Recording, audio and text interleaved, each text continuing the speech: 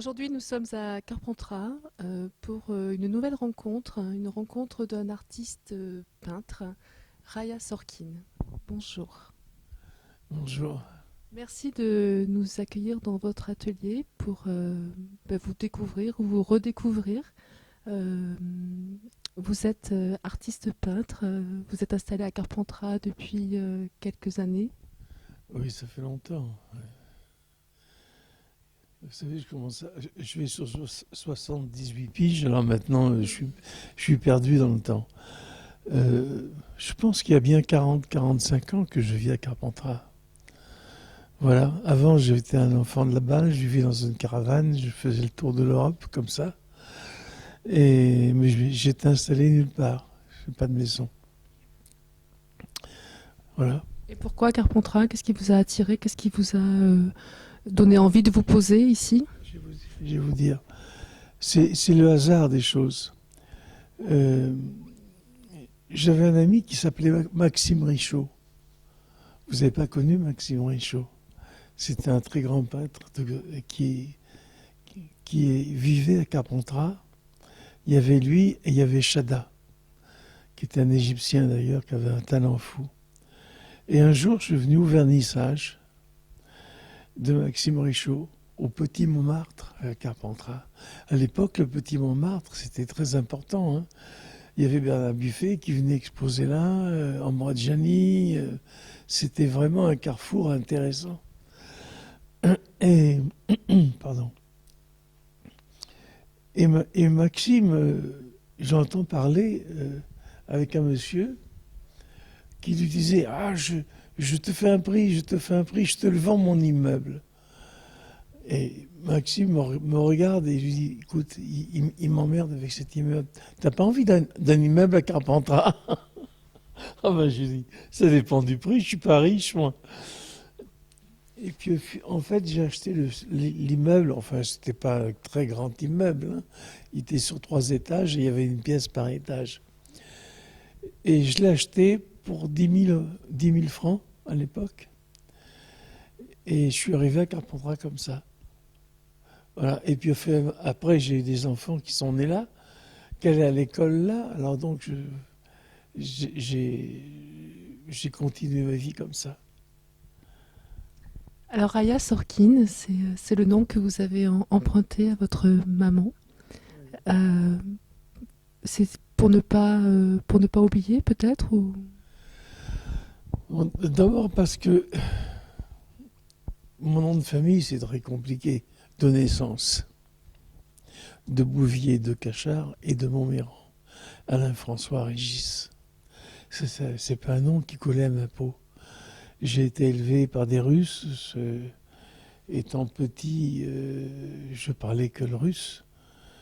Et bien sûr, ma mère, quand elle parlait le yiddish, ce qui était d'origine juive, c'était en catimini avec sa famille pour pas parler trop fort et pour pas que les gens entendent.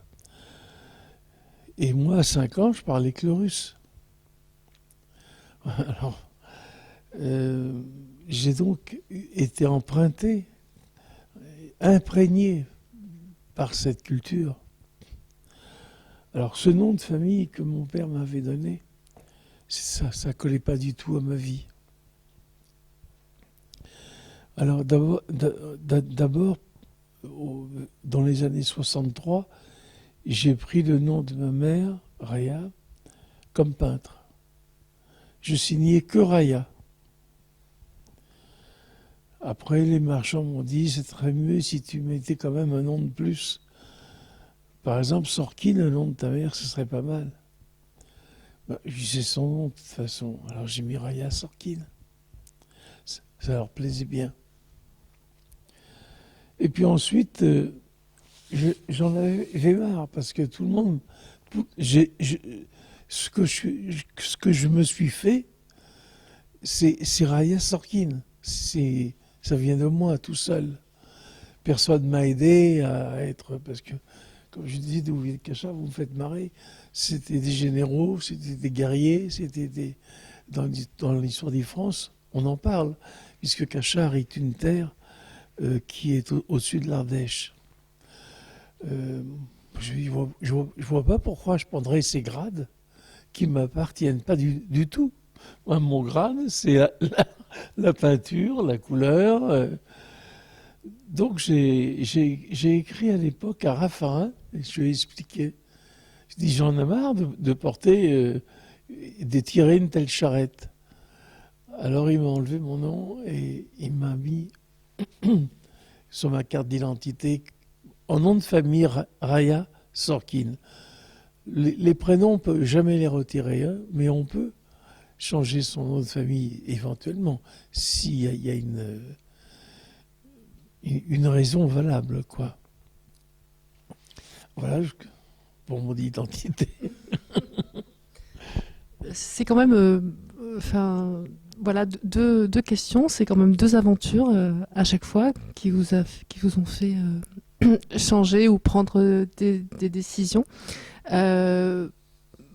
Concernant vos peintures, c'est aussi l'inspiration, c'est aussi ce que vous avez vécu, c'est l'histoire. C'est mon enfance qui remonte tout le temps. C'est ce qui a fait ma vie, c'est les premières années de ma vie. Voilà. C'est normal, je suis né en 36. J'en ai vu des trucs, hein. Que ça arrive vite, 4 ans, 5 ans, 40, 9 ans à 45. Donc j'étais imprégné par ça. Votre maman était d'origine juive d'Europe centrale, ce qui a dû être très difficile aussi, une période difficile dans cette époque-là. C'est ce que vous avez envie de ressortir. On a porté l'étoile, de toute façon, hein. J'étais vite baptisé, parce que mon père n'étant pas juif, étant catholique, mais à la guerre, personne ne savait où il était parti. C'est donc ma grand-mère, la maman de papa, qui m'a fait vite baptiser et envoyer en Auvergne chez une marraine, qui est devenue ma marraine, et qui était bien sûr catholique. Donc j'ai les deux cultures. Et la couleur que l'on voit à travers vos toiles, la femme est aussi très présente. Est-ce que c'est aussi dû à ce que vous avez vécu dans votre enfance, une envie de rebondir, une envie de combler un manque Non, pas combler un manque, parce que la femme, c'est une des choses qui est de plus beau au monde. Et quand on est pas un artiste, bon, un paysage, s'il n'y a pas une femme dedans, ça me plaît pas. C'est tout simple. D'ailleurs, Comment vous arrivez à expliquer cela? je sais pas. De la même façon que j'ai jamais pu peindre une femme avec un truc fermé, je fais toujours ressortir sa poitrine et quelquefois même, souvent, je mets une poitrine nue, mais c'est pas vicieux du tout. C'est avec des fleurs, c'est la maternité, c'est tout. L'air, l'oxygène aussi, la respiration, l'envie de vivre. Oui, ça surtout, l'envie de vivre, parce que respirer, maintenant, je respire très mal.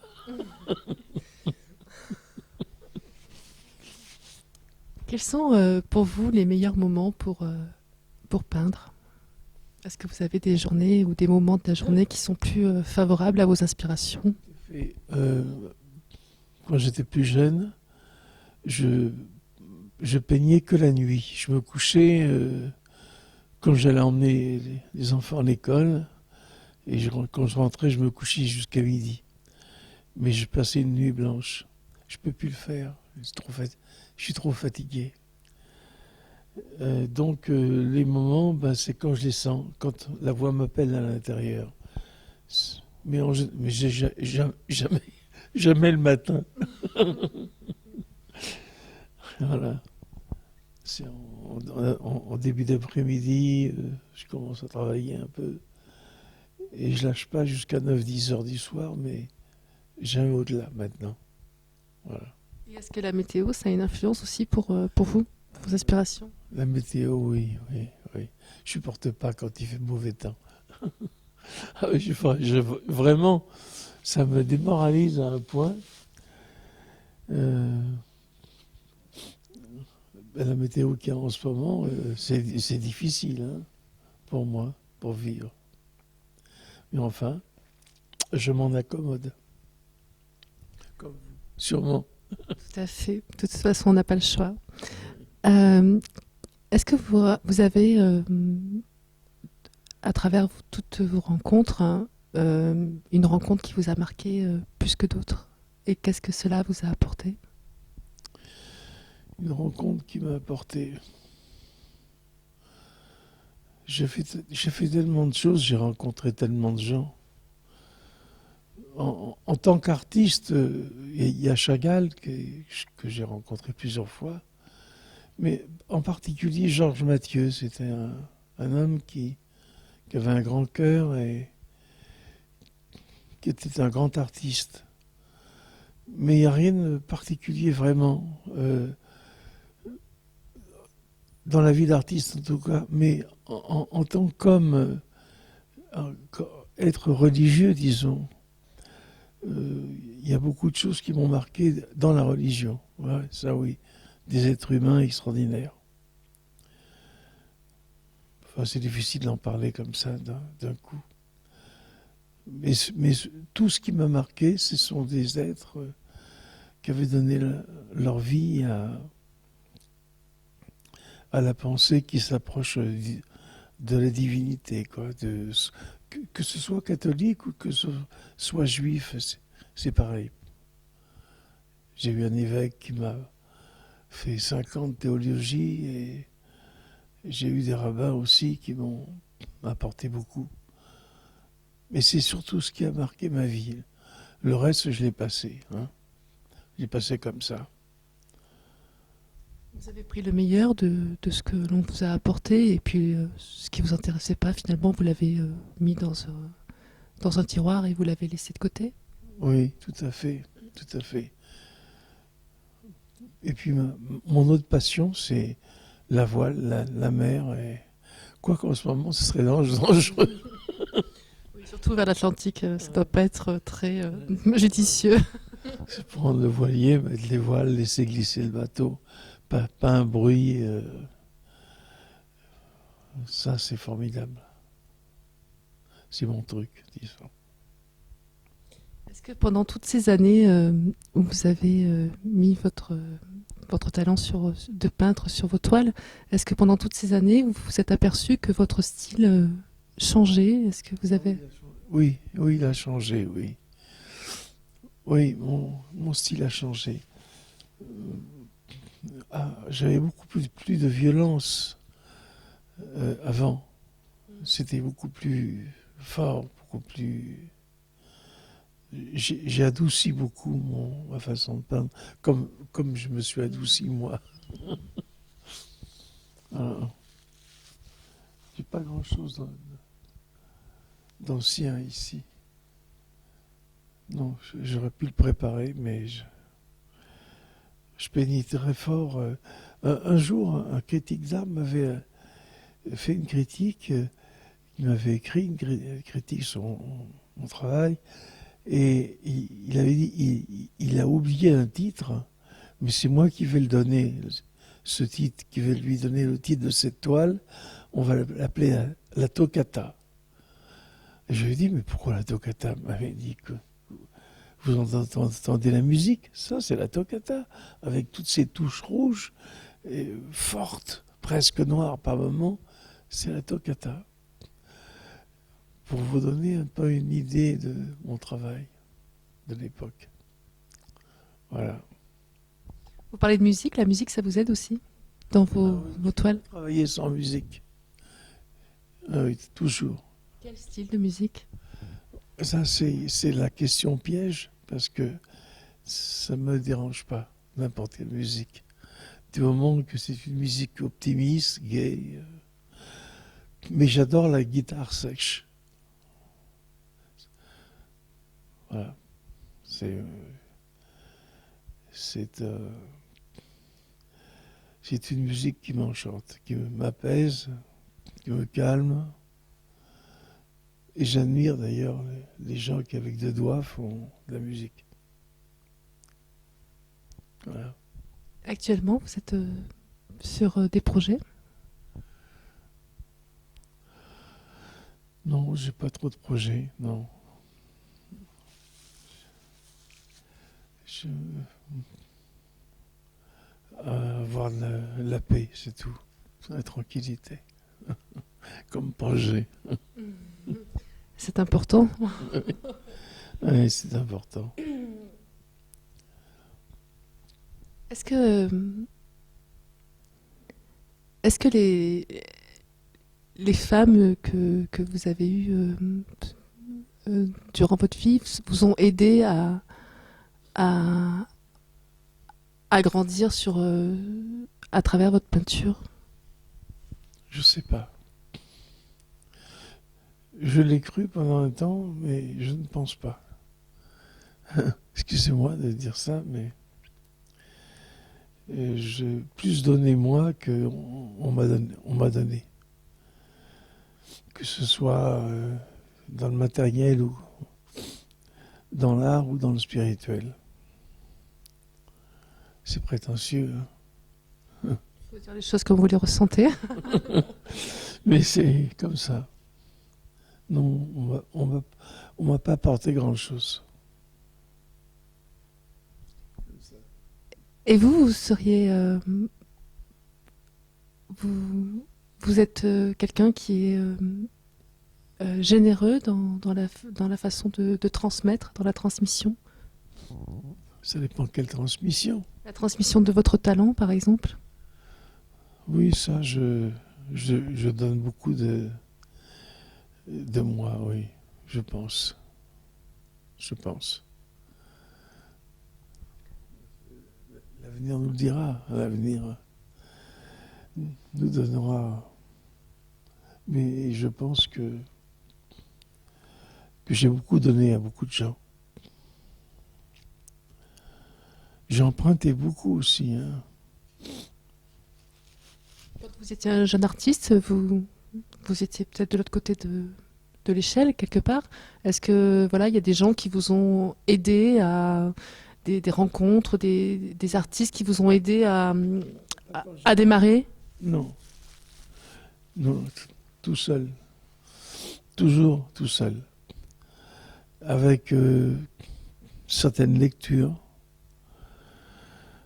qui m'ont apporté beaucoup. Mais personne m'a aidé à... Non, personne. J'ai beaucoup travaillé étant jeune, des métiers très difficiles pour pouvoir te tenir. J'ai développé mon intellect tout seul. J'ai quitté l'école, j'avais pas 11 ans. Voilà. Et c'est pour en revenir aux choses religieuses, puisque mystiques, disons, c'est la Bible qui m'a enseigné les choses principales, les évangiles. La Bhagavad Gita, c'est la Bible, la croyance hindouiste qui me touche beaucoup. C'est tout ça, ces trois livres-là, ces trois livres uniques que j'ai lus, qui ont développé ma force intérieure. Rien d'autre. C'est drôle, hein? Oui. Je me suis débrouillé avec tout ça. Ça m'a suffi. La première fois que vous avez vendu la fois où vous avez vendu votre première toile, Ah oui, je me souviens. qu'est-ce que vous avez ressenti?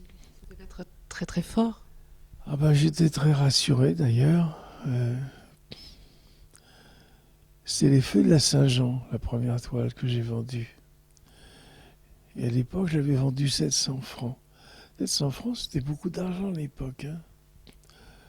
700 francs, on pouvait acheter une belle voiture avec 700 francs. J'ai eu confiance. Je me suis dit, ça va sûrement continuer. Et ça a continué. Vous pensez que si vous avez été plus craintif, ça aurait été plus difficile pour vous? Si vous avez été plus craintif, si vous étiez plus dubitatif, est-ce que vous pensez que ça aurait continué aussi? Ou le fait d'avoir pensé positivement, vous pensez que ça a eu une influence? J'ai toujours pensé positif et j'ai toujours eu un langage avec l'invisible. Alors, ça m'a permis d'avoir l'impression qu'on prenait ma main et qu'on me guidait. C'est peut-être pas vrai, mais je l'ai espéré en tout cas. Alors quand vous me dites est-ce qu'on vous a aidé, ben oui, c'est ce langage intérieur qui m'a aidé. Voilà. Merci Raya Sarkin, j'espère que ça n'a pas été trop difficile pour vous de reparler de certaines choses du passé. Non, mais j'ai perdu l'habitude de parler de moi, quoi.